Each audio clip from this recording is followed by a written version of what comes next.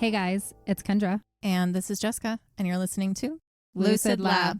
We are back with a rerun because I am finally heading on a trip with my daughter, and it's one we've waited for like a year. Yeah, you've been planning it a while. I needed to take a step back for at least a week so we could enjoy ourselves there, and Yes. I'm not stuck editing every night for the 9 days that I'll be there. I need an actual break. Yes, we need to focus when we can with our children while they are young on vacation. So Exactly. Jessica's enjoying herself right now as you're listening to this. But we hope you enjoy this episode. It's one of our really older ones. It's from the Yes. beginning.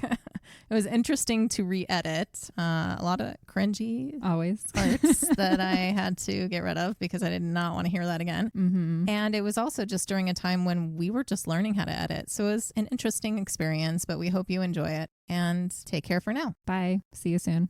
Are we ready to get into it? Let's do it. Okay. So today I am talking about giants, Giants. not the football team. Yeah, that wouldn't be a very interesting episode.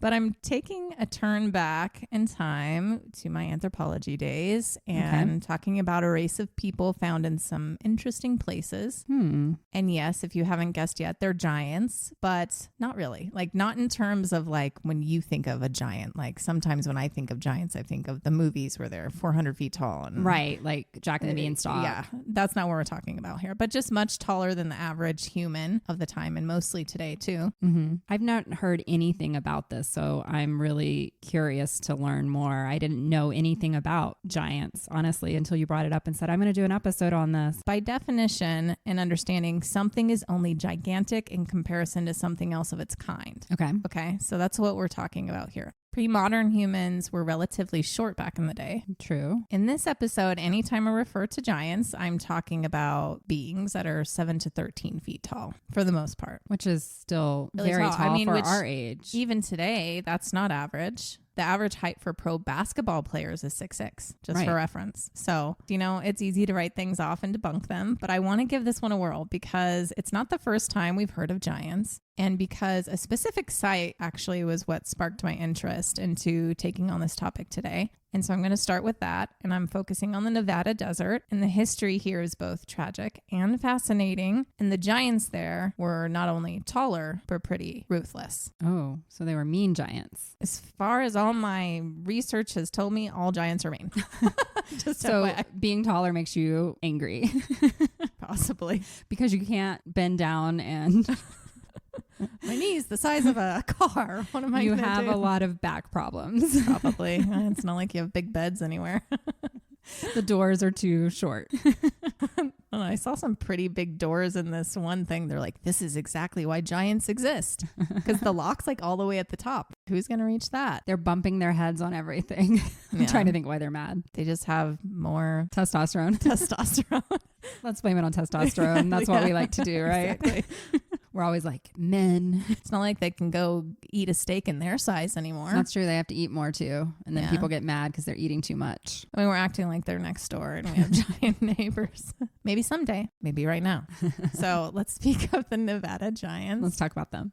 So to speak of them, we have to talk about Lovelock Cave in Nevada. Lovelock Cave is a North American archaeological site and historical site. It goes by several other names, including Horseshoe Cave, Sunset Guano Cave, and Loud Site 18.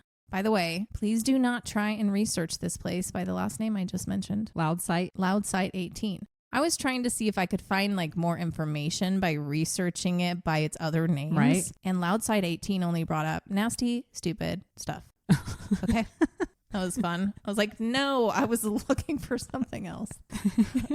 So Lovelock Cave is part of the Lake Lahontan Great Basin region and was one of the first major caves to be excavated. It is an important site because of the conditions in the cave, which allows for the preservation of organic and inorganic material. The cave is roughly 150 feet deep and 35 feet wide, so it's really not very big at all, No. but it has made a huge impact in history. Okay. On May 24th, 1984, it was placed on the National Register of Historical Places. The cave was formed when this area was next to the former lake bed of Lake Lahontan, which was a Pleistocene pluvial lake that covered much of western Nevada, which lasted 2.58 million to roughly 11,000 years ago. The cave was formed by waves and currents in the area. Following the Pleistocene epoch was the Holocene epoch, which is where we are now in geological terms. Okay. And since the beginning of this, the elevation of the water dropped, obviously. Mm-hmm. We are in a much drier climate now. Only smaller lakes remain. And if you've been to Nevada,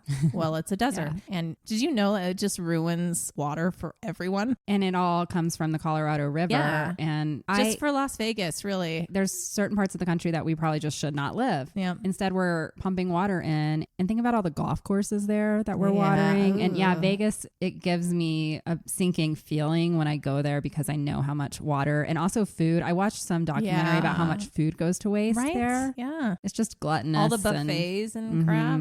Anyways. So anyway, the cave became a place to store many things, and it has preserved a treasure trove of history. In use as early as 2580 BC, it was inhabited regularly by people for over 4,000 years that we know of. Okay. In modern times, the cave was first initially discovered in the early 20th century, but many artifacts in history was lost due to poor excavation and greed of organic material and greedy people and organizations. Always. Gotta run it. In 1911, two miners, David Pugh and James Hart, were hired to mine for bat guano in the cave, which it's accumulated bat shit. I was about to say, what do they use bat guano It's for? a good fertilizer. Oh, okay. Without care, though, they dug out 250 tons of guano out of that cave. And throughout the dig, they came upon artifacts and kept only what they considered to be special pieces, but otherwise just damaged everything else. Okay. Only when the digs started to uncover more artifacts than guano were anthropologists made aware and brought in to take over. Okay. The first semi-controlled excavation was headed by A.L. Kroeber via an anthropologist, Llewellyn L. Loud, in the spring of 1912, who were from the University of California Museum of Anthropology.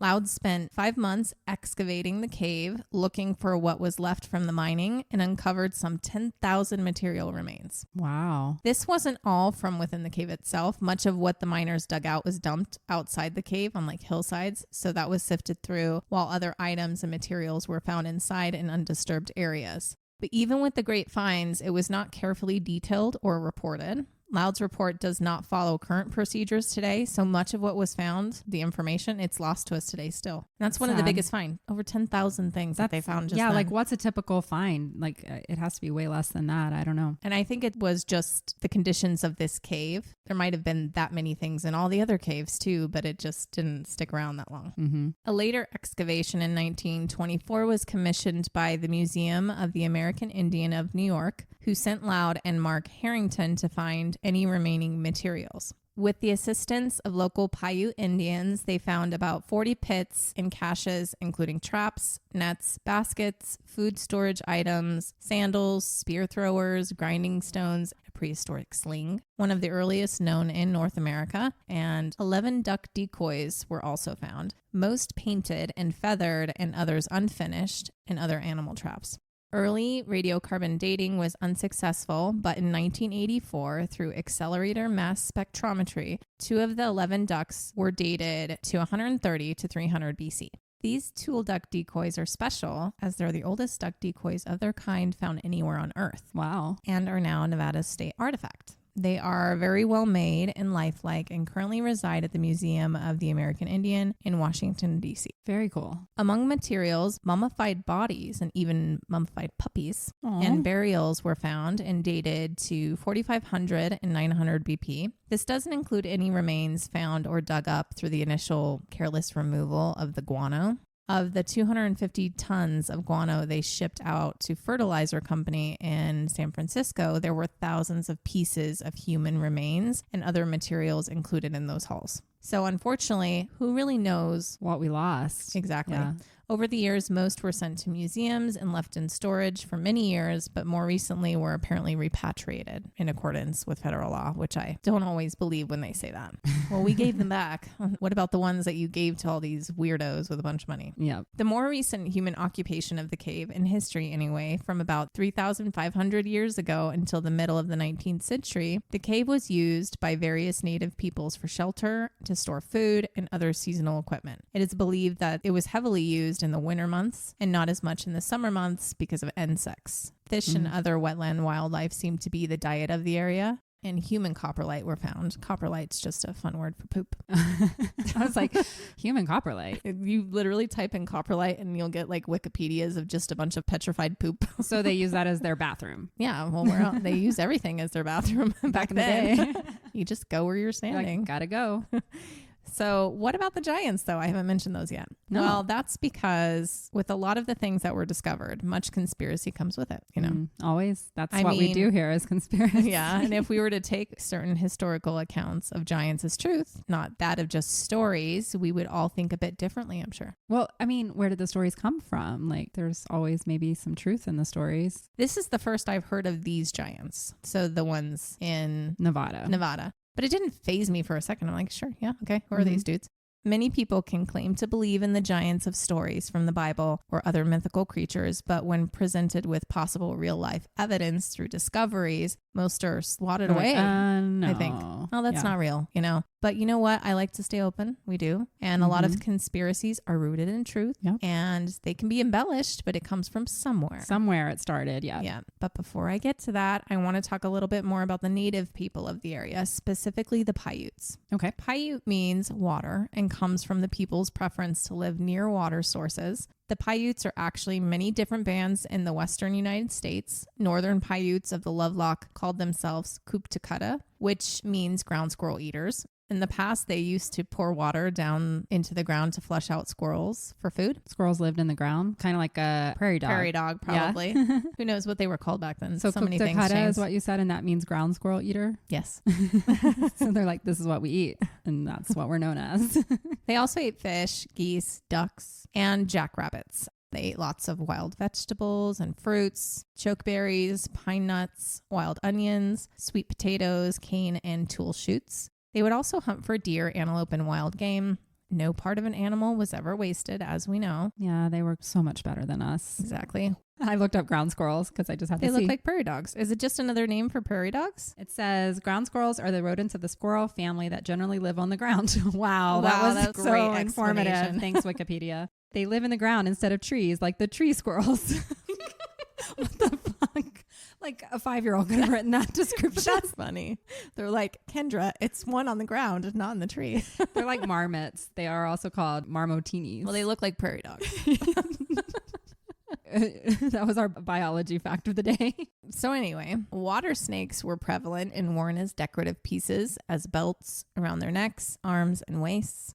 Mosquitoes were very rampant, like they are right now. Fucking mosquitoes. And locals would often climb to the top of Lone Mountain, where it was cooler to get away from them. Lone Mountain's Indian name is Upham, which means mosquito bed. Otherwise, they don't go there. No, but I think that they went there because they needed to get away. To lay down. Yeah. And so, yeah. Otherwise, they lived in temporary teepees made of sagebrush and tulle and used grease wood for fuel. They spoke a Shoshonean language of the Numic branch of the Uto-Aztecan language family. Prior to non-native contact, they lived a fairly nomadic lifestyle. Social organization of the group followed the main traditional unit of extended family. Bands were composed of loose affiliations of families led by a headman selected for his abilities. So leadership was more task specific. So it wasn't just like one main person. The Paiute practiced shamanism. They believe in puha, which is a force that gives life to the physical world, the elements, plants, animals, and the people. Okay. They believe in many spiritual beings. They believe in many supernatural beings. Shamans can draw upon the powers of the universe and nature, often done so at sacred sites, such as caves or grave sites, or in their dreams. They were and still are an integral part of the Northern Paiute community. Interestingly, can you guess who came in and settled the area? White people. They keep popping up for us everywhere. Did they come and name everything after themselves? The Mormons. Oh, of course, the fucking Mormons. I can't get away from them. They're everywhere I go. It's because, once again, we're in the West. When we're talking in the West, the Mormons were there. The Mormons were determined to settle the area, and they helped to protect the Paiute from other bloodthirsty settlers. Well, that's good. Yeah. At least they started out nice, but it always changes. Always. So they protected or helped to protect from the Ute, which were slave raiders, to the Paiute at the time, and gold seekers. Not them, other gold seekers. Utes and Navajos were known to raid Paiute areas for women and children to trade with the Europeans. Oh, that's horrible. Northern Paiutes settled in the area to help with negotiations and protected themselves. Mormons, who had their fair share of religious intolerance, connected them to the Paiutes. Connected over that. The Mormons gave them harvested food, clothing, and jobs to keep the peace and protect the land where they both wanted to stay. But just as with anywhere, we encroached on native lands. Always. It caused other issues, and ultimately it destroyed their traditional lifestyle and sovereignty. Too many people affected the animal population, and it destroyed the Paiutes' way of living as hunters and gatherers because game moved out of the area. Yeah, they're like, we heard about you white people, we're out. Yeah. The religious differences caused some clashes as well. The Mormons conducted a pretty heavy missionary effort toward the Paiutes. All of this created an imbalance, and starved native people started to raid Mormon settlements for food. Why do we always show up and try and like convert them? That's what they all try to do. You need That's to be what like we did me to all the or- Native Americans. It's like, just let them live their life. They've been doing this for millions of years before we showed up. But they're like, we wear pants and belts and like it's not made of snakeskin and we don't like that, so you need to leave. They're just ridiculous. And it's language differences and all of that. It just wasn't the way of life. And they think any land they see, they get to name and it's mine. Ridiculous. It's actually a really sad time, all of this. So throughout much of the area where Paiute lived in the Great Basin area, including parts of California, Utah, Nevada, Oregon, Arizona, and Idaho, the European settlements and competition for scarce resources resulted in several wars. The Pyramid Lake War of 1860, the Owens Valley Indian War from 1861 to 1864, the Snake War from 1864 to 1868, and the Bannock War of 1878. This is when Army troops and the government stepped in to form reservations in the mid-1880s.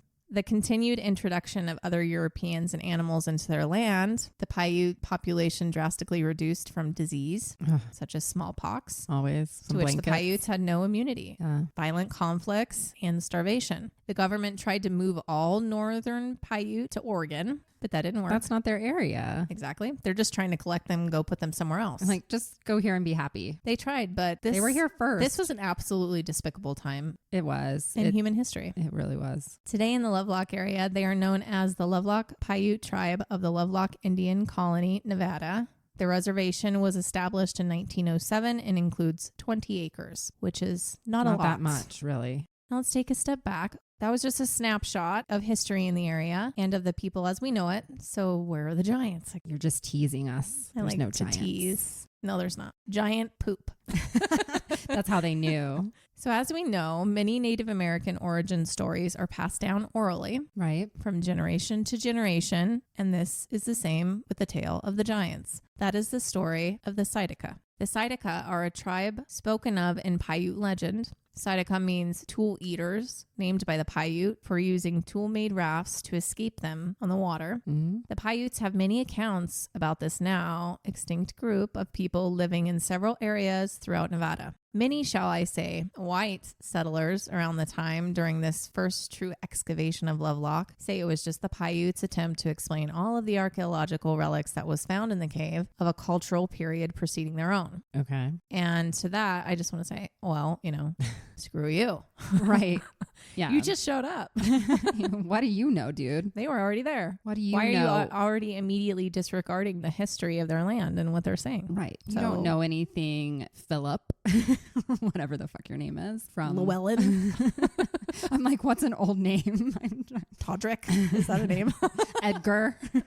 So a young Paiute girl, Sarah Winnemucca, or by her native name, Thokmitini, which means shellflower, wrote of them, calling them a tribe of barbarians. The giants? The giants. Okay. Sarah's story is quite interesting and it's tragic. She was a young girl when the government was forcing the people into reservations and when they tried to forcibly move all of them to Oregon. She was the daughter of Chief Winnemucca, who conceded in many ways to the government because he felt that it was in the best interest of his people to keep them safe. Probably makes sense. He knew they'd kill him. He made a judgment call, and she could speak English. So she became a translator between her people and the army. So she was a smart girl. Well, she was one of the only ones that could speak English. Yeah. And yes. I'm impressed by anybody who can speak more than one language because I cannot. I cannot either. Can you imagine the people who do it like 5? No. Where in your brain does that go? How do you not like mix them all up and start speaking like I don't believe they're humans all at the same time? They're not. They're AI. They are AI or alien or just a mixture of something. So the government, of course, lied to her constantly about what they promised to do for her people, but they would never do that in exchange for her cooperation. She was stuck on both sides, and a lot of her people started to distrust her and blame her, but she tried, you know, her entire life. In fact, she tried to bring awareness to how Indigenous people were being treated. Yeah. She was an advocate for her Native American rights. She traveled and held lectures. She wrote a book, Life Among the Paiutes, Their Wrongs and Claims, in 1883. It is an autobiographic memoir in which she details the first 40 years of contact with European Americans. She was the first Native American to write a book. She was trying to help other people understand what was happening to them and the savagery they experienced. Her own mother and extended family having been murdered during the U.S. attack on her tribe. Oh my God. She wanted better conditions for her people and hoped proceeds from the book would help. But in a twisted turn of events, all of her earnings went to pay off her white husband's debts. Oh my God. He had a secret gambling problem and left her after she paid for everything. The bastard. Seriously. Don't trust a white man, girl. I love in another episode, it was, what was it? It was Amityville. You're like, no, girl, no. No, don't do it. That was funny. Later, she opened a school with her brother for Indian children. That's sweet. Sadly, she died at a young age at 46. Oh my God. Tuberculosis takes you down. Tuberculosis. Unless you're Stanley, then you live till you're 88. Gotta get to Estes. And sadly, the memory of her is still kind of controversial. She's criticized for assisting in the assimilation of her people to Anglo-American culture. But others remember her for activism and social work. She's doing what she had to do at the time. I think she was brave. Yeah. And she came from both in a way. Right. She had to battle a lot. And I think she accomplished a lot in her lifetime because we're still talking about her right now. Right. And when you look up anything about this stuff, she's there. She's there. So maybe not in her lifetime did she have that kind of impact, but she's having it now. So anyway, in her book, she describes this mysterious, white, red-haired tribe. White? They were white-skinned. Were they from Scotland? That's all I can. They're wearing skirts. How did the Scots get over here? Because they're all tall. They have those big, what are those called? I don't know. Axe? Not an axe, but they're like those big wooden, like, smack people with them. Let me look it up, and it'll say it's a big wooden stick that you smack people with. It's like a big bat, but it's fatter. But no, just some big ass tall white dudes with red hair, and they were cannibals. They ate her people. Ooh. This was the story that was passed down to her and one that Paiute hold to be true. They are described by the Paiute as vicious people who killed and ate their captives. Whoa. Sarah described these people eaters as being so strong and fierce that they were able to jump at arrows being shot at them, catch them, and hurl them back at people. Okay. That's crazy. People eaters. I mean, they're out there. In her book, To Stop the Madness After Years of Warfare with these Sasquatches, all of the tribes of the area banded together, including Sarah's ancestors, and drove these cannibals into a cave and suffocated them by creating a fire at the entrance. That's really interesting. That of the Lovelock Cave. Okay. While in the cave, they were yelled out to come out and fight. Most refused. There were a few stragglers that did try and escape the smoke, but were killed upon coming out. Later, an earthquake rocked the area and the entrance to that cave collapsed. Okay. Leaving only room for bats to go in and make it their poop home. 250 tons worth. The guano cave. Now remember, the miners were digging with no care to anything that they found, digging up bones, artifacts, and tossing them willy-nilly. Right. Well, prior to this, some Paiute people of the area took a man by the name of John T. Reed to the cave and told him the story of these abnormally large people and the history and that they died in the cave. All he saw was bat shit. So he didn't think much of it at the time and wrote it off as a story. However, when the miners were digging out the guano, they came upon 2 mummified bodies. One was 6'6", a woman. That's really tall for a woman. Which is abnormal for a woman. And another was 8 foot. Whoa. A man. Although the validity of this is argued, of course, now. Always. They were found 4 feet down under the bat shit. It's just easier to say bat shit. Guano makes me think of like leathered fruit. You're right. So I'm going to say bat shit. Is this where the saying batshit crazy comes from? Did they call her that? What, the 6'6" woman? No. She didn't know she was going to be buried under batshit. I was thinking all the people going in there, they're like, there's giants in the cave, and it's just full of batshit. And they're like, oh, these people are batshit crazy. I mean, you never know. I didn't decide to look up the origin of batshit crazy. Just came to my mind when you kept saying batshit, and then they were saying that they were crazy. Yeah. Now, 6'6" isn't extremely tall these days. 6'6" as a woman? Yeah. Like, what's the average on the WNBA? Because I bet those women are only like 6 foot. Right. 6'6", yeah. It's pretty damn tall. They are the only mummified bodies mentioned from that dig, and it sparked an interest to excavate further. Of course. Thousands of relics and bones were found in this cave during the miners' efforts, many of which have never seen the light of day outside of private collections. There is a lot of interesting stuff here. So this is to debunk, okay? It's argued that the pigment of their hair was due to the conditions of the cave and that it turned the hair red through chemical staining. In the cave? In the cave. That's odd. Why then did the Paiutes tell of the story of these red-haired inhuman characters prior to any digging? Right. It's not just a coincidence. No, not at all. Sarah even speaks in her book about the red-haired crazies almost 30 years prior to the miners even digging in the cave, and that some of the hair from these people still adorned ceremonial dresses of her family passed down through generations. Wow. As their defeat was a victory for all tribes in the area because no one wants to be eaten. No, that's not the way I'd want to die. Ground squirrels for the win. Eat the ground squirrels. That's so weird. Like, where do these people come from? I'm sure you're going to get into this, maybe. So they claim that during the 1924 excavation, 60 average size human remains were found. However, if you want to see these specimens, you won't have good luck. Oh, they hid them? Museums give you the runaround. Oh no, that museum has it now. And that one, it's not here. That museum has it. Studies have come out, those who were special enough and got to study some of the bodies apparently, stating that none were 8 feet, but average 6 feet. Again, not average. That's an interesting twist. I think they are all being concealed somewhere. Why? Because all they want to do is hide secrets from us. But why? Why, Jessica? Control. If you can imagine all these crazy differences out there, then that means that you don't have to be just like everyone else. I was going to say, then you don't want to just go to your job every day and make money for business owners. You want to question your whole... They hold on to all the crazy, ridiculous shit. So we don't think outside the box. One by one, throw it at us so they can distract us while they do this other thing. From the other new crazy shit they find out. Exactly. So one woman, Adrienne Mayer, in her book Legends of the First Americans, also posed the more likely scenario to science for the red hair and states that the large bones or giant interpretation of the skeletons was just an entrepreneurial ploy of the time for tourist displays. I mean, this was during the time of crazy like freak show circuses. I was going to say circuses. And, so it's not something to discount. Archaeologists confirmed the authenticity of this battle in other ways. They found broken arrows at the opening of the cave along with a charred layer. So that makes total sense. Which to would what prove she this said. story to be true, that this battle took place. There was a fire set at the opening and that wood was thrown into the cave and arrows were shot into the cave, meaning people or something was in there to be shot at. Right. Why is it so easy to discount that humans back in the day, small sects of them, were different? True. I mean, hello, we've proven it over and over again. They could have just been an anomaly and then they kept breeding. I mean, call it what you fucking want, but there is some level of evolution shown in everything. I really don't understand why it's so hard for some people to comprehend. In one sentence, someone contradicts themselves in several ways. Well, there's giants in the Bible. I believe that.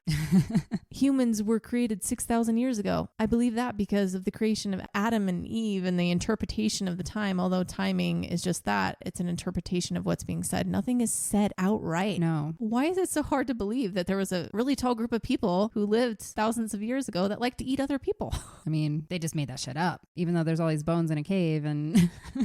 We have humanoid evidence from 15 to 20 million years ago of the genus Homo existence. Right. We evolved. Even if you don't want to believe that, Homo sapiens, anatomically, modern humans emerged about 300,000 years ago. Your interpretation of we just came 6,000 years ago. What, your family from the aliens? Because like I don't know what else to think. Like we have proof that we were here. There's for like a really long ass time. I talked about that show where it showed people during the Ice Age, like a civilization in the Ice Age, which was millions of years ago, right? Yeah. I think that just certain people who only want to believe the Bible as the one source of truth just do mental gymnastics to try and discount everything else. And that's a problem because you have to keep your mind open. You can believe in the Bible and believe in other stuff. I think so too. David and Goliath was a story I learned, and I'm sure you did too. Are you going to go into that? I'm not going to go in specifically to David and Goliath, but I am going to touch the giants of the Bible here in a bit. But yeah, they believe that. So why is this so far out there, like you said? Yep. Well, even in Lovelock, it was determined by bones and human muscle tissue found that humans occupied the cave for at least 3,000 years prior to northern Paiutes replacing the culture there. At least from what had been found so far. So that means that this battle between the Paiutes and the red-haired cannibals happened a very long time ago. Some of the bones found in the cave had bone marrow removed. What? Why? Which also lends to the story that they're a group of cannibals. Because they started eating each other? Is a thing that you do. Okay. No, of bone marrow of regular they had humans. Bones in there that they were eating. Yeah, and the bone marrow was removed. Okay, that makes sense. We do that with animals because that's a very yummy piece apparently. Haven't tried. I mean, we make bone marrow soup. Right, bone broth I think is made from that too. Yeah. Because you have to think about what happens when you bottleneck a species. If we're going to talk evolutionary terms, a variation in the gene pool decreases. There's a similar genetic diversity. Population decreases, mutations occur. It's not a wild theory that there's one group of people that were still out there, taller, stranger, stronger, weird looking, had all red hair and had a bit too much animalistic of a nature compared to its hunter and gatherer neighbors who came upon them. The Paiute were seeking to establish themselves in different areas when they met these people. So they had just kind of moved into the area? Right. So actually, that makes sense. They were there every first. Story, the red-haired people were there first. Okay. So, and then the Paiutes came into the area, or other Native Americans that I'm going to talk about. So maybe the hungry fellas and women had just been there a really long time prior to anyone else showing up, bottleneck from other humans, and were, different. Just stop rushing to discredit possibilities when there is scientific evidence. Right. Because I feel like it proves the existence of how humans came to be. And it could be super fucking spiritual at the same time. Like, fight me. I don't care. Let's fight. I am all the things. Let's go. You can't help it. And I'll fight you with some bones. I used to be up late looking at bones at night. The only person at school in the bone lab looking at some bones and listening to some used or glass jar. You're this full-on emo chick. You're like, let me dig on some bones while I listen to emo. So the Paiutes say, yes, they existed. Mostly everyone else says no. Well, let's at least tell the tale from the believer's side of things, even if possibly embellished. And then let's compare it to some other similar and very tall people found in other areas of America and some parts of the world. Now, I want to say this real quick because it danced around in my brain for a while researching. There are like super tall humans now. We have them. Right. Talking to myself right now, why would I think that finding one would mean that there was like a different race? Because we have them now. We have super tall people who are alive now, right? But even now, if you were to scale the population down to earlier times, minus a few billion fucking people, maybe more, who knows? I don't know. The likelihood of coming upon numerous preserved skeletal remains of super tall humans would be, it wouldn't be so prevalent. No. So especially in one so-called burial site, okay? Right. Usually that person is a conundrum, but not a representation of the average height, even within their own family. And usually they find out they have something with their pituitary gland or it's like a syndrome. And sometimes it's not even that there's something wrong with them. It's just different than what they think our modern bodies are meant to be doing. The capabilities or whatever, So 2 more bodies were found. This isn't talked about a lot in most of what I found, but apparently in the Humboldt Dry Lake near Lovelock, 2 additional bodies were found in February and June of 1931, one being 8.5 feet tall and the other being 10 feet tall. One was found to be wrapped in gum-covered fabric, similar to the Egyptians. Interesting. There was another 7-foot-tall skeleton found in another cave by miners in the hills on the west side of Washoe Lake in the 1950s, roughly 100 miles from Lovelock. The skeleton was housed in the Mark Twain Museum in Virginia City, Nevada, before being repatriated to local tribes in 1992. And now, even more recently in 2013, a man, M.K. Davis, studying the cave with Don Monroe, noted chemical changes in the charred limestone of the ceiling of the cave, which only happens when temperature exceeds 1500 degrees. Okay, so that'd be like a really hot fire? Yeah. It became a tar-like substance that later hardened. And while there, he discovered what he believed to be a giant handprint.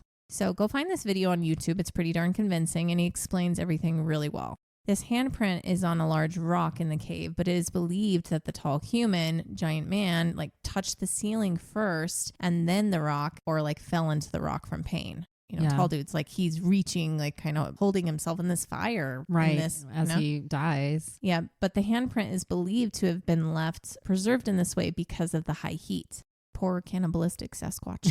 He's dying in the cave. He's dying, and because of the extreme heat, he's reaching up his hand, he's touching the ceiling, and that gooey tar-like substance burns into his skin as he touches the rock. And the imprint left on the rock actually has evidence of dermal ridges. So human hand for sure. Yeah. Now hardened into the rock, but the hand is double the size of a man's hand. Go check out that video. I'll try to remember to add it to the show notes. But just another thing that lends validity to the Paiute stories of these giants. I'm a believer. And yet another smaller but larger piece of evidence to prove the existence of these beings. Remember I talked about sandals in the beginning? Yeah. Well, that included finding a sandal that was 15 inches long. And today that's like what a size would that even be? 23. Okay. That's like bigger than Shaquille O'Neal. And Shaquille O'Neal is already an alien. So he's 22 or something, I think. Okay. Yeah. And his feet are enormous. They're huge. They're beds for puppies.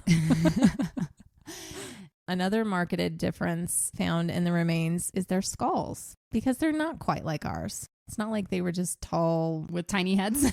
Yeah. They had protruding jawlines, pronounced brow ridges, and an elongated skull. Okay. And they were big. Big heads, too. Well, it would match their 10-foot body. You know, they were... I'm like giving her a size of a head with my hands. Like y'all can see it. Like I'm boxing it out. It's like this big, Kendra. Wow. But what about other giants? Because they weren't the only ones.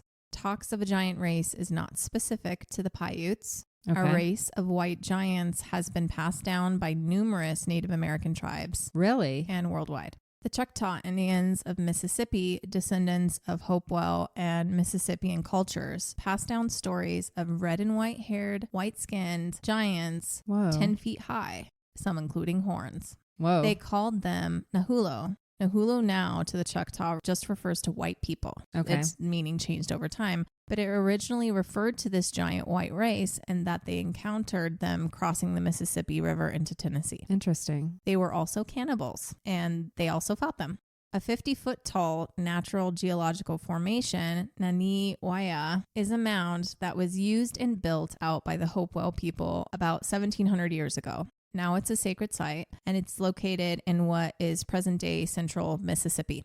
There are several natural openings, now closed up, but it's said that upon being attacked by these cannibalistic creatures, Choctaw ancestors hid there for generations. Wow. Inside the mound is, or so it is said, a subterranean world with a series of caverns. After hiding out for so long, they emerged to fight the giant enemies. Instead of forcing them into a cave and lighting it ablaze, instead they shot them with large poison darts. The poison was found from a mushroom that they found growing in their caverns. Okay. The Navajo speak of a similar giant race with great advantages, mining technology, and slaves who dominated the West. They referred to them as Starnaki.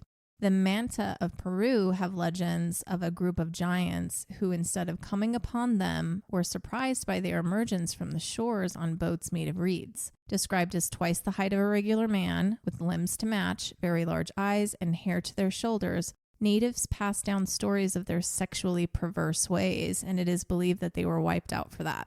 A spiritual decision. This is similar to the Navajo in that there isn't talk of a war or the people destroying them, but God or higher beings or nature deciding to remove them or take them back for abusing their power, which we're going to touch on again here in a minute. The Comanches also have stories of an ancient race of white giants. In the 18th and 19th centuries, Comanches lived mostly in Texas, New Mexico, Colorado, Kansas, and Oklahoma. Okay. The giants they encountered seemed to be somewhat more civilized in that they were powerful and had populous cities and valleys surrounded by protected mountaintops, but they became too proud and lost their values of mercy and justice and fell. It is said that all that is left of them now are the mounds, still on the tablelands where they used to reside. There is another theory of the mounds found in other places, that they are ancient burial grounds of giants that once lived. In the last 200 years of archaeological exploration, there are over 1,000 accounts of skeletons 7 feet or taller recovered from these ancient burial sites. Oh. Outside of numerous reports, diaries, photos, ethnology reports, newspaper clippings, and articles to support this, is the theory and evidence from the South Charleston Mound in West Virginia. It is thought of as the key to unlocking the real history of giants in America. Emmy Award-winning writer and researcher Richard Dewhurst wrote a book called The Ancient Giants Who Ruled America. In it, he claims that in 1883, the Smithsonian sent a team of archaeologists to the South Charleston Mound to conduct an extensive dig of 50 mounds found in this location. From what is known, the team found numerous giants, one which was 7 feet and 6 inches tall. Another giant skeleton was found in another mound surrounded by 10 others in a circle. Another large skeleton was found in what was left of a bark coffin, and it had a compressed or flat head type of skull. Okay. And in Wheeling, West Virginia, another group of skeletons of the same height, around 7.5 feet tall, were found. They also had strange skull formations with a very prominent back part of the head and low foreheads. So that kind of it's like the elongated what they said in head the and Nevada ones too. Similar giants, although taller, 8 to 10 feet, were found in Ohio in multiple areas. Dozens of skeletons wearing copper masks, including what was described as a massive skeleton in full copper armor, were found at a mound site in Chillicothe. Another giant in copper armor was found in Centralia. A giant skeleton was found buried with the bones of a panther, and another with a necklace made of bone and shell from the Atlantic Ocean in 1889 in southern Ohio. Was the panther his pet? I'm assuming it'd be pretty kitty-like at that point. Right, if he's that tall. Yeah.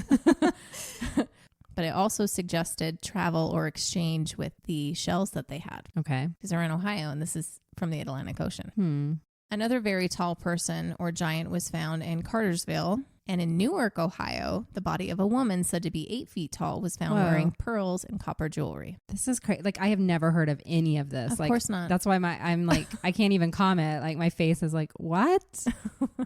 This is crazy. Are we sure they're not just all Vikings that came over? Then we're just assuming that Vikings are these red-haired cannibal men. I just feel like they had to come from Scandinavia. Well, I'm not saying that Vikings are cannibals, but like I've watched the Viking show and like they're all very large white men. And like, I'm just wondering. Because that's what they chose for the show. Maybe just kidding. Very good looking. But I'm like, maybe this was a race that was like pushed out from because they were cannibals or they were like, sexually aggressive or whatever. And they were pushed out from one of these Scandinavian countries and they came over to the States somehow and spread out. Like, to me, I'm just like sitting here with the wheels turning. Like, where did this race come from? Because I would think they migrated from somewhere into the United States. Just so interesting. Who's to say? Because also we're talking about a time when the landscape was not as it is now. Right. When they could have come across the bridge. Yes. What is the bridge? The Adriatic Bridge or Aegean? Or, I don't know what I'm saying right now, but one of those bridges. Things were different. And now what is Wisconsin, some of the more important bones were found to support the theory of another race of giant humans. 200 mounds were studied in this area by Beloit College, and 18 anomalous skeletons were discovered, ranging from 8 to 10 feet tall, with features unlike modern humans today. It's just a lot of the same thing. These are Bigfoot's ancestors, except for now hair grows everywhere. Well, there are some that say that there is more hair, but is Bigfoot described as having red hair? I don't know. Also in New York, some 200 giant skeletons were found in 1871, with some up to 9 feet tall and estimated to be 9,000 years old. Their discovery was widely reported in the media at the time. All of that has since disappeared. This is so bizarre. Yeah. Why are we hiding them? Is it to make men feel okay? Because, women like taller men and they don't want men to know that there used to be 8 to 10 foot men. I mean, I don't know if the women want them to eat them. No, not all of them are described as being cannibalistic, but what happened to them, right? Because they're not here anymore. No. Okay. We have a couple of stories from Native American groups about how they were defeated. Yeah. But that doesn't answer what happened to the rest. True. Right? Well, as one writer said, Adam Stokes, maybe instead of looking at the bones and sites to try and piece it together, we need to turn back to the stories, turn back to ancient texts, and actually consider the mythological and religious traditions and accounts within them. Myths often hold facts at their core. Yeah. Now, some of you may know this next person. Eric Von Daniken. Not ringing a bell. He's the dude from Ancient Aliens. Does he have the crazy hair? Not the crazy hair guy. Everyone knows the crazy hair guy. Yeah. He is pretty ridiculous, honestly. He makes me laugh every time I watch it. I mean, I like him. I like this guy too. He is the author of many books, which includes his famous Chariot of the Gods. Not the crazy hair dude, this guy. Eric. He has received a lot of criticism in his time, but that doesn't stop us from listening. As he bluntly states, giants haunt the pages of almost all ancient books, so they must have existed. Yeah. All over the globe, ancient giants are present.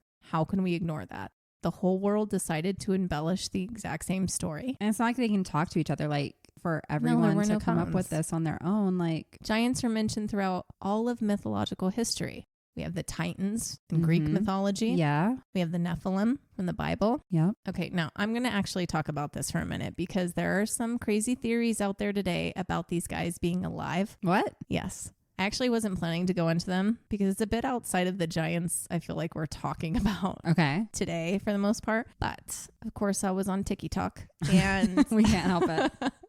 And there were just a couple videos that came up talking about them. And even though obviously when I'm talking about giants, you're like, oh, she's going to talk about the Nephilim. I'm like, no, it has more of this Native American spin to it. But fine, I took it as a sign that I'm supposed to mention them Bring it up some way.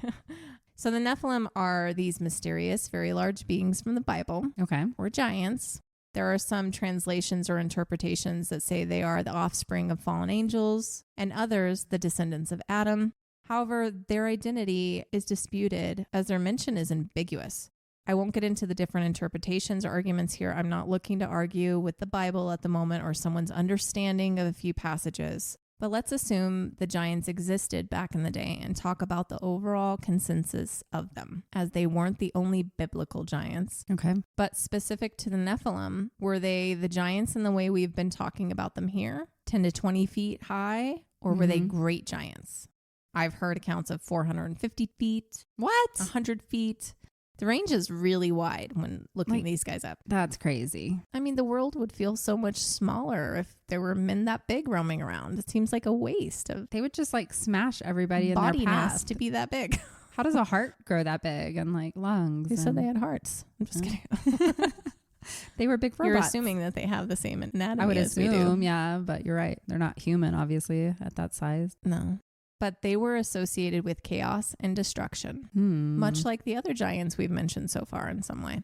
And it is said it was because of them that the Great Flood came, because they were such bad assholes. Oh, you mean like God had to kill them because they were assholes? The Great Flood, Noah's Ark. Which is also in a lot of cultures. So in the book of Enoch, they said that the flood came because of these dudes. Fuckers. But some say that the Nephilim were so tall that the flood didn't kill them. Yeah, I was going to say, they can breathe. God had to destroy them himself and then send them to hell. I don't know. Whether they are another giant race of the ancient world or a race of mythical beings, the fact that they have been talked about for so long, it's still a story worth paying attention to, just like all these other giants we've been talking about. I don't know. Be prepared for giants walking through your front lawn, because it's said in the end times that Nephilim will return. Yeah, I was about to say, if I see 100-foot person, I am going to assume it's the end times. I just a 10-foot person. Right? Okay. 20 feet. I'm fucking 450 out. feet. I'll be like, do you have an apartment in your leg? What am I supposed to do? Can you pick me up? I want to see what it's like up there.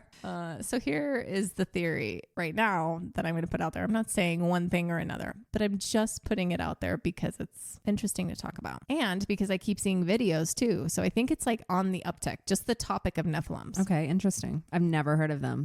Okay, so Antarctica comes into play again here too. Bring it in. So some believe that the Nephilim are imprisoned in Antarctica. Okay. There have been sightings, and several people who have actually worked in the military bases have come forward and say that it's true and recount what they've seen. That is Some say that crazy they're pants. working with the U.S. right now. Whoa. One guy said that he worked in one of these military bases, which required a ridiculous heavy clearance, and he wasn't allowed to say certain words or phrases, like Jesus Christ or God.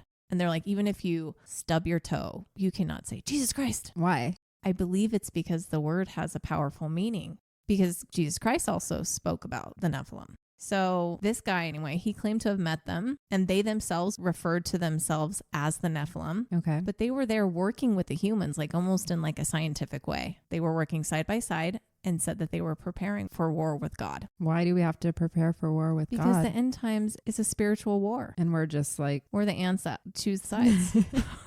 They're like, oh, and yeah, those humans, those, however many billion people are here, maybe we'll do something with them. We're the pet ants. It is us that they want. And it's the control of us. But we're not that great. Come on. But that's what they want. It said that the Nephilim are going to like come and say, you can live forever and you can do all these things and live in sin with us. Okay, I'm in. That was a convincing argument. Live forever and in sin. I'm there. Sex with hot angels that come down. Take me now. I've seen City of Angels. I'm good. She's like, I'll go. Maybe you and I are going to fight one day. You're going to be the evil one and I'll be the good one. You want to go with God and not the big sexy giants? Who said they're sexy? I've seen renditions of them and they're fucking ogres. I mean, I like tall men, but probably not. That's a little bit too tall. When you're the size of his toenail. Yeah. It'd be hard to have a romantic relationship. Like, we just got to be friends. He's like, fine, I'll eat you like an olive. You know how King Kong had the little girl that he was obsessed with? I'll be like the little giant's girl and live in sin forever. I'll let you have that. But it has to be one of the Nephilim that is just like the oddball out or something. You know, he's like the strange stepson that like, doesn't get along with everybody else. His IQ is way lower than the rest. That's what you're saying. He's the village idiot. He has too much heart. It's like a new Disney movie right now we're making and writing. Anyway. Another ex-military man came forward about meeting the Nephilim in Qatar. Okay. He and his team were sent there to transport what they were told was just something of high value. And no cameras were allowed. No pictures were allowed. It was a really, really hot day. It was the middle of the day. And what they brought on board stunk really, really bad. Did not have a shower. It was a deceased man. But he said it didn't smell like decay, really. It just smelled like musty stink, like someone hadn't showered in 10 years. But what it was a man on a pallet on his side, like a really big pallet on his side, slightly in the fetal position, dead. And they estimated him being about 12 feet tall. That's crazy. And they thought this dude would be of Indian descent, but he wasn't. He was white. Well, it was more like grayish at that point. Used to be white. But they said his feet were huge. They all like took turns putting their own feet up to his feet. But his feet were like wrapped in, I don't know, like kind of like Egyptian wrap on his feet. Gauze. Yeah, instead of shoes or anything like that. Weird. And where were they taking him to? They can't say that. Okay. Unrelated, but another story I came upon in dealing with a possible giant. There was a guy, Andrew Dawson, who saw and filmed what he thought to be a giant on a mountain in Jasper National Park near Banff, Alberta, Canada. Okay. He tried to go back and get closer and get another shot, but he started being followed by who he assumed to be the CIA. He posted several videos on social media talking about how he was being stalked and harassed. Suddenly his posts stop for over a month and then he gets back on and posts. But in the video, you can see like he seems to be being coerced. Like he's looking off with his eyeballs, like not turning his head, but like somebody's in the room. Somebody's in the room with him. He posts one more video and then he tragically dies a month later. But what's weird about this, his cause of death is unknown. It's just listed as unusual. And if you go online, there's 2 different days of death and they're not close. July and December of 2022. That's, yeah. Something's off. Nobody knows what happened to him. Just another one. We're not allowed to meet Sasquatch. Yeah, now I'm like thinking Bigfoot, something completely different. But back to Daniken and what feel like now normal giants in comparison that we've been talking about. He believes all races of giants fell by their own doing. Many ancient texts suggest that ancient giants were oppressive and violent. They came to an end over time because of their own continued violent tendencies and actions. And that's a really common theme with most of these giants that we talked about. They're violent and not friendly. They were violent with each other too. They were power hungry. Documentation or oral tradition of them in this way is a universal phenomenon found in nearly every human culture in recorded history. Yes, some were killed in battle with other humans, maybe disease even, but ultimately they destroyed themselves until there were none left, or God did something with them. Evidence of life on this planet is always going to be affected by natural disasters. Simply the passage of time, the elements' war, mankind's ignorance and lack of appreciation. So many things affect what is left for us to know hundreds, thousands, millions of years down the line. It's not that hard to believe that there was a race of giants roaming the earth, even mini races. The easiest way I can think of this actually is to look at dogs. Okay, like the different dogs. kind of, yeah. They come in massive varying sizes, appearances, attitudes, aptitudes. We really have to stop thinking that we're the end all be all and everything that was and is. There is so much evidence in North America alone that we can't write it off as genetic anomalies. So what's the deal here? We have a long list of evidence to support giants or just super tall, crazy fucking looking fellas in our history. But it is still ignored mostly by mainstream science and written off as grandiose explanations, even though we also have proof of evolution over time. The difference here is these beings would have lived during the time of anatomical humans, and that's harder to reason with, meaning it challenges the current theory of evolution. And we all know that science, religion, and mythology cannot agree on that. Mainstream science is pretty much silent when it comes to affirming the possibility of this ancient race or races. And there is a theory behind that too, specifically in America. It was and continues to be covered up. Claims are that the Smithsonian is behind some of it, ignoring the topic, hiding the evidence, and rumors are that they destroyed their evidence of giant skeletons. They claim to have repatriated a lot of them. Can we have proof? They are known to take remains for further analysis. And never bring them back. Never to be seen again. Over the last 100 years, thousands of skeletal remains of giants have been found throughout the world, and the Smithsonian was quick to snatch up most of them and destroy them. In 2015, a case was brought against the Smithsonian by the American Institute of Alternative Archaeology, and not surprisingly, whistleblowers from the Smithsonian itself. The claim was documentation and evidence that the Smithsonian destroyed not just thousands, but tens of thousands of skeletal remains with varying heights from 6 to 12 feet. Wow. A Supreme Court ruling forced the Smithsonian to admit to these claims.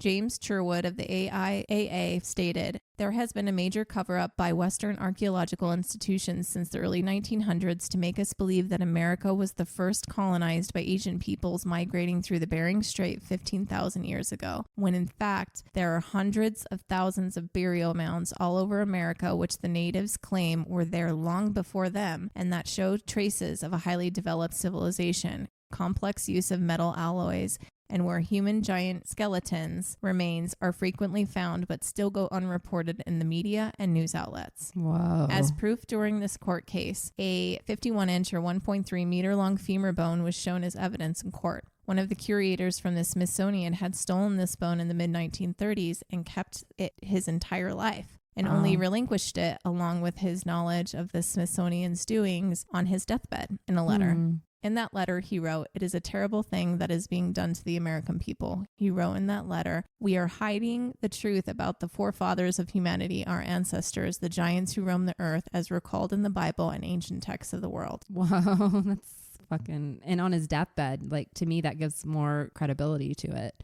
Yeah, but everything I just read about that is satire. What do you mean? It's fake. You made that up? I did not make it up, but I found it and fell for it too. Oh, man. And then I did the research and I'm like, fuck.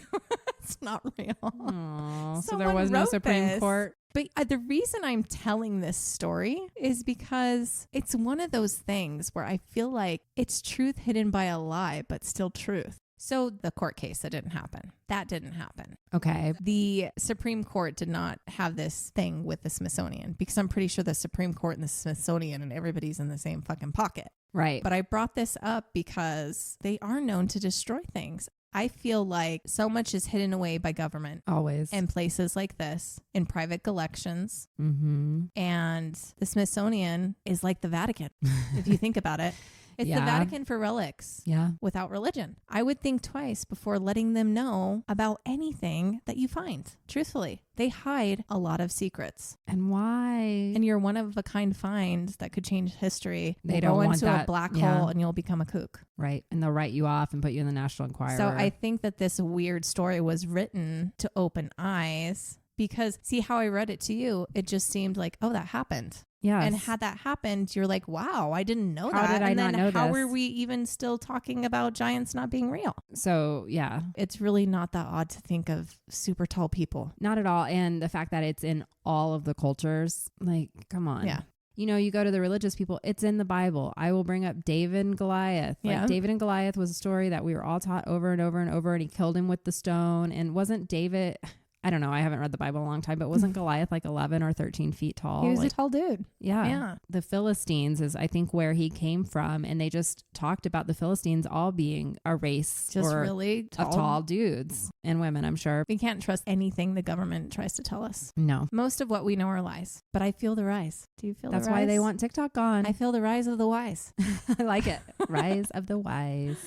I don't know. I want to believe in all the wondrous things. Giants, sirens, dragons, unicorns, fairies, trolls. Yes. Why not? We easily accept dinosaurs. And those seem crazy. Most of the bones that are in museums are just casts of bones. They're not the real bones. Some even are not even true size or the shape, but like a size and shape that they decided on because they found something else. You know, they're creating these things. Why are we so blindly believing in that, but nothing so else. Easily discrediting everything else?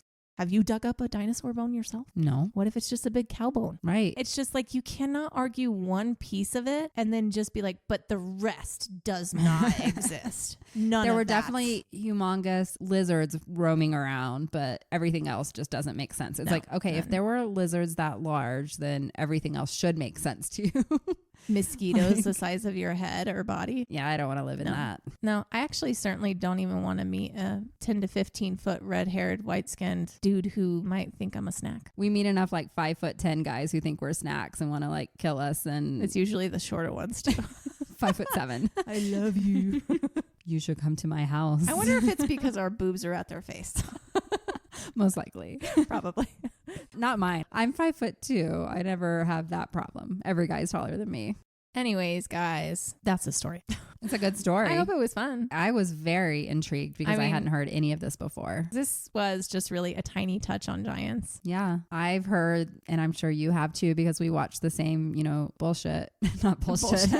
We watch the same stories, documentaries.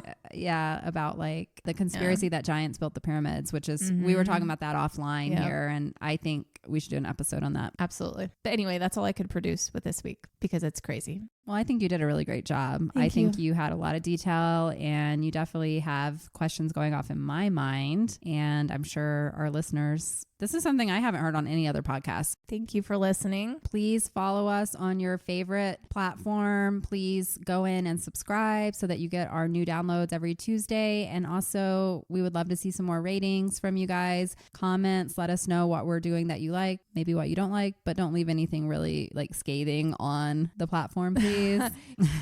If you want to mail us anything, it's P.O. Box 251, East Lake, Colorado, 80614. Thank you. Thank you all. And in the meantime, stay lucid. We love you guys. See you soon. Bye. Bye-bye.